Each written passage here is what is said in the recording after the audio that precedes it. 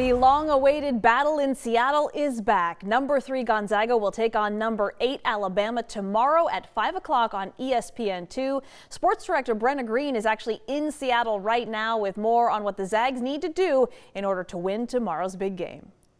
Welcome to Seattle and Climate Pledge Arena as there's hockey going on behind me tonight, but it'll be all about basketball tomorrow as the Zags play in the battle in Seattle. This is the first time the event will be held in 6 years as the Zags just couldn't attract high-level opponents to Key Arena anymore, but you replaced Key Arena with Climate Pledge Arena. And look what happens, folks. The Zags will take on Alabama tomorrow, and it'll be another top 25 matchup for the Bulldogs. So let's get to our 3 keys of the game. Let's start first just with the Zags. The last 2 contests for them were point blank sloppy. The Bulldogs had 33 turnovers combined against Duke and Tarleton and only shot 10 of 40 from 3 in those 2 contests. Somehow the Zags still stayed in the game with Duke, and they were able to barely pull out a win over Tarleton.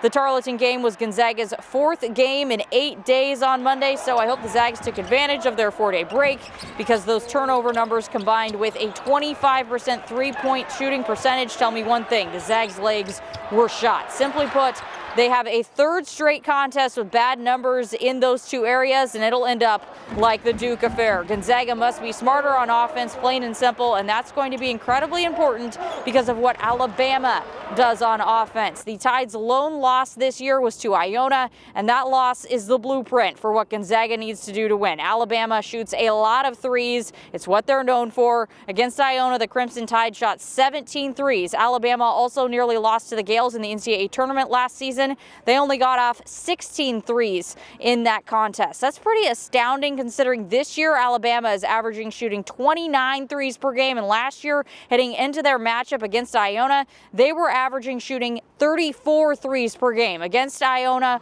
are the lone 2 times since Nate Oates took over at Bama that the Crimson Tide have shot less than 20 threes in a contest. Translation: you shut down the Gales' outside shooting and it's good night. This is especially important as I referenced earlier that the Zags are not exactly a dominant 3-point shooting team. If they get into a contest from beyond the arc with Bama, they will lose. However, if Bama gets it going inside the arc, the answer what to do there is pretty simple as well. Foul. The Crimson Tide is shooting a measly 64% from the free throw line this season. Against Iona, they shot 52% from the charity stripe.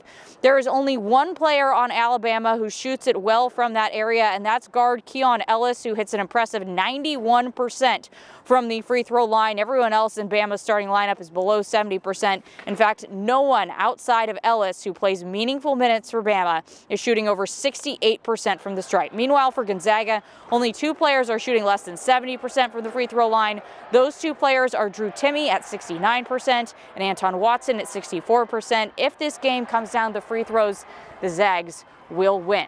Gonzaga and Alabama tip off at 5 o'clock on Saturday. We will have a complete wrap-up of this game at 10 and 11 on KREM. Reporting in Seattle, I'm Brenna Green, KREM 2 Sports. Looking forward to it.